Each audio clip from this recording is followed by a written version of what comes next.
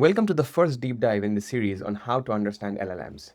Roughly, there are four big phases, and across these phases, there are five papers that capture the shift of how it started and how the modern LLMs are. Now, the first phase starts in 2017. This is the architecture phase. The defining paper here is Attention is All You Need from Google. Before this, a lot of sequence models process text sequentially. First this word, then the next word, then the next word. That made them harder to scale because the model had to move through the sentence in order. The transformers changes that. It uses attention so different parts of the text can be looked at in parallel, which makes training much faster and gives us the architecture modern LLMs are built on. The second phase runs through 2018 and 2019. This is what I call the pre-training phase. The defining paper for this part of our story is this 2019 GPT-2 paper from OpenAI. It is not being trained separately for every task. The broad pre-training itself gives the model a rough base of language, facts, and simple reasoning like behavior. Now the third phase starts in 2020. This is the scaling phase, and it has two defining papers. The first is Scaling Laws for Neural Language Models from OpenAI, which says that making models better does not have to be pure guesswork. If you increase model size, data, and compute in the right way, performance improves in patterns you can measure. The second is GPT-3 paper. Language models are few shot learners, again, from OpenAI. This is where the scaling story becomes more visible. Language models start being talked about in terms of parameter counts, training compute, and data size, and GPT-3 shows that scale can unlock surprising new behavior. The fourth phase starts in 2022 and continues to the present. This is what I call the assistant phase. The defining paper here is the 2022 Instruct GPT paper from OpenAI, training models to follow instructions with human feedback. The key idea is that powerful base language model is not automatically a good assistant. You need to train it to follow what humans actually want using demonstration and feedback. That is the bridge from raw text prediction towards more assistant style, and it opens the door to the later world of multimodal and reasoning focused systems.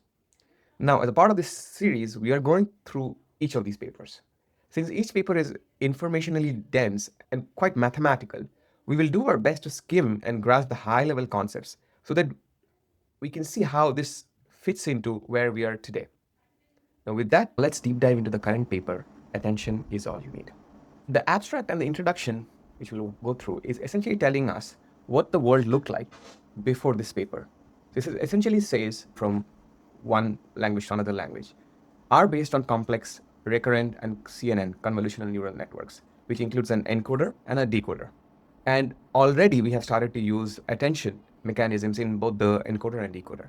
Now, what this paper proposes is it proposes a simplified architecture, which is being called as transformer, where we are dispensing with the recurrence and convolutions entirely. So those parts are completely gone. And instead, these are attention only parts. So previously we were using attention along with CNNs and RNNs. Now we are only going to use attention. Now what attention essentially gives you, it allows us the ability to look at all of the tokens together. And we'll go into this.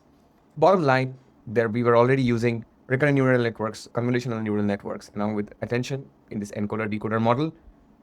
This paper moves to still an encoder-decoder model, but with attention and does not use the rest. Introduction. The part to look at here is, in this work, we propose transformer, which is the current model architecture, and we're getting rid of the recurrence and instead relying entirely on an attention mechanism to draw global dependencies, which essentially means looking at the entire set of tokens together in between input and output. The transformer allows for significantly more parallelization. Remember, the current architecture, when we were in 20, was a more sequential or a window-based architecture, where you would look at one set of tokens and then look at the other set of tokens, which meant these things could not run parallelly. Now, since for each token generated, you are essentially seeing all of the tokens in the context, the transformer allows for significantly more parallelization. The background where we really get into it is the goal of reducing sequential computation was already being done even before this paper came in.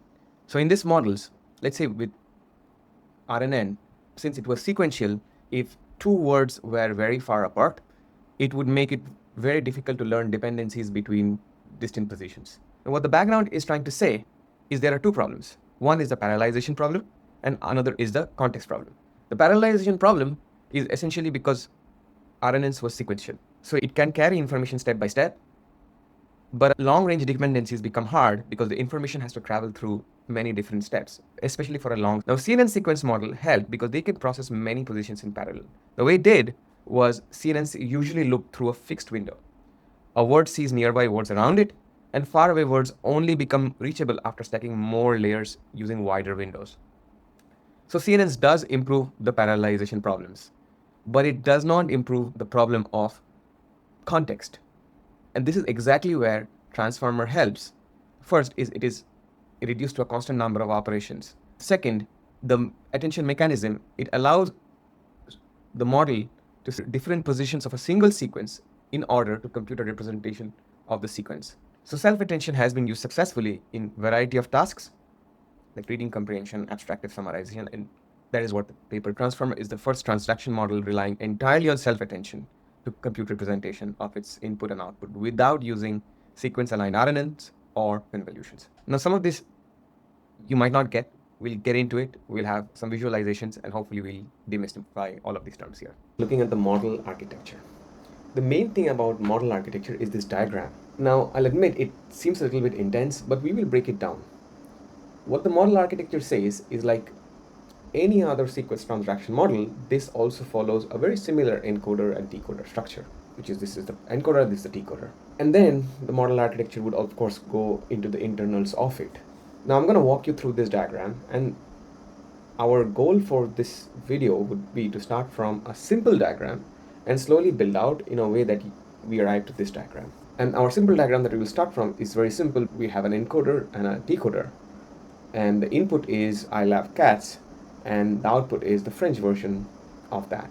So pretty simple. Now what you see here is, okay, this is the encoder, this is the decoder, and then you have the output probabilities. Similar to that, diagram also has an encoder and a decoder. And what output probabilities means is that instead of coming out with the actual result, what the transformer emits is a probability of various tokens. So a transformer, you can assume transformer to know all of the words in vocabulary. So for simplicity, let's say a token equal to word. And essentially the output is which words have higher probability, which words have lower probability. And you can see it gives what are the word probabilities. It's not a finished French sentence, it's more a vector over the whole vocabulary. Now if you go back to our diagram, so essentially there are n of these, n identical layers in encoders and n identical layers in decoder. Now here n is equal to 6. It is a hyperparameter, something that researchers have found out that works well. Now inside the encoder there is a multi-head attention and your feed-forward network, which is your traditional neural net that we already know. And for the decoder, the only difference is it has masked head attention. Now back to our simple diagram. So what you see here is input here is the output embedding that is being input here. What this means is that we are passing in the tokens it has already seen, and then the decoder essentially gives out the probabilities for the next token.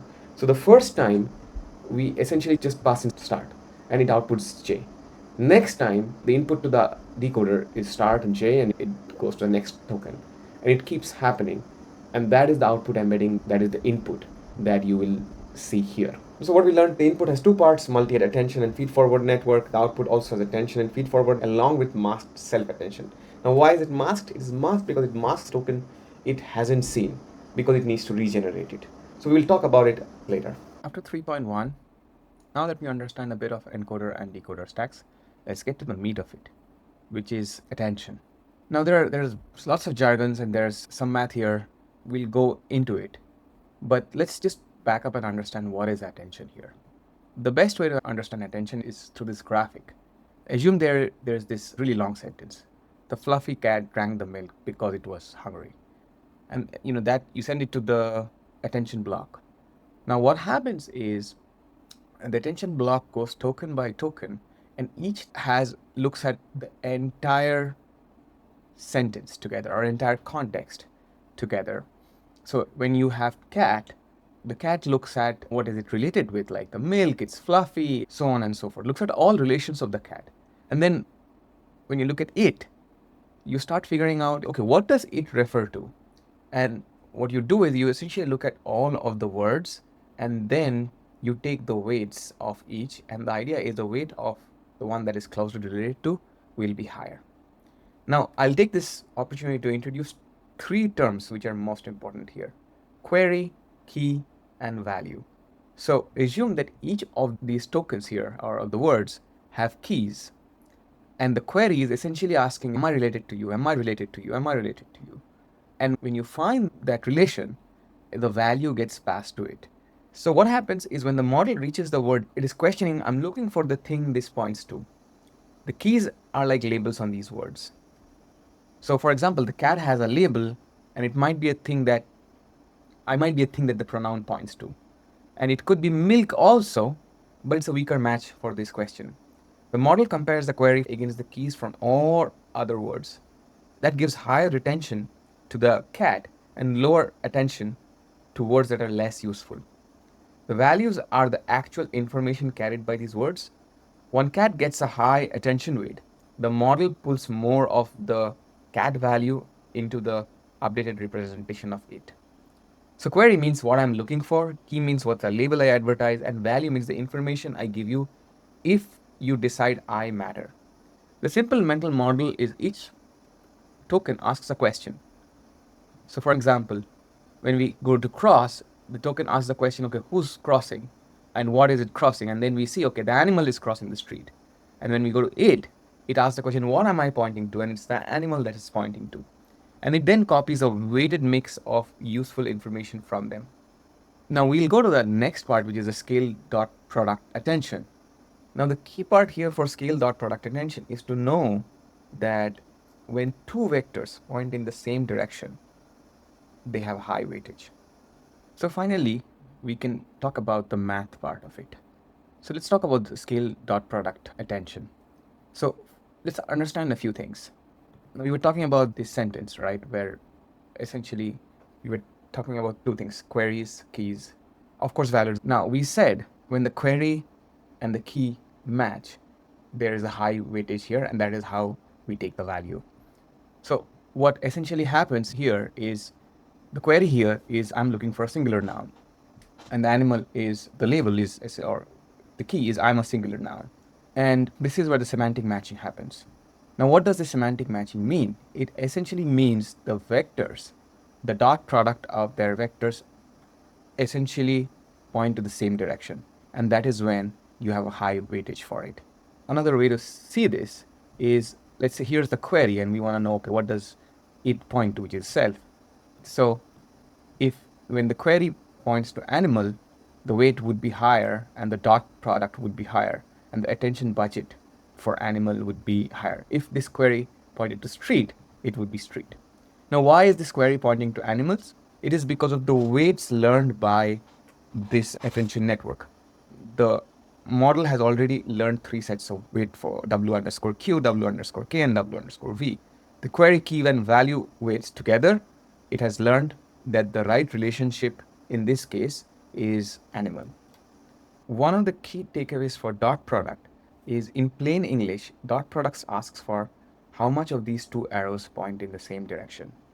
So when the query lines up strongly with the key from animal, the score is high. If it does not line up with street, then that score is lower. Max turns those raw score into percentages. You can think of that as an attention budget. Maybe most of the budget goes to animal and much less goes to street.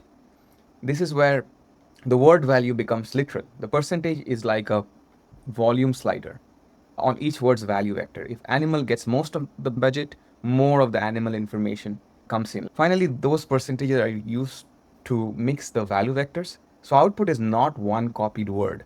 It is a new vector, mostly carrying information from the useful tokens based on how much weights has been assigned to each of these values. And then there is a scaling part to keep the dot product scores from becoming too extreme when the vectors are large. And you can see it called out here where it says that for large values, these can grow large. And so to counteract that effect, we scale the dot products down. Now this causes a softmax function to kind of devolve. So that is why we are scaling the dot products by 1 by root 2 pk. This brings us to the end of part 1. So now we have one complete attention head. Queries and keys decide what matches. Softmax turns those matches into weights, and values carry the information forward. That is scaled dot product attention. But languages contains many relationships at the same time. So is one attention head enough? In part 2, we'll see how multi-head attention gives the transformer several views of the same sentence and how those attention heads fit into the complete architecture. This brings us to the end of part 1. So now we have one complete attention head. Queries and keys decide what matches, softmax turns those matches into weights, and values carry the information forward. That is scaled dot product attention. But languages contains many relationships at the same time. So is one attention head enough? In part 2, we'll see how multi-head attention gives the transformer several views of the same sentence and how those attention heads fit into the complete architecture. Do like, share, and subscribe, and let me know what other papers you would like me to read.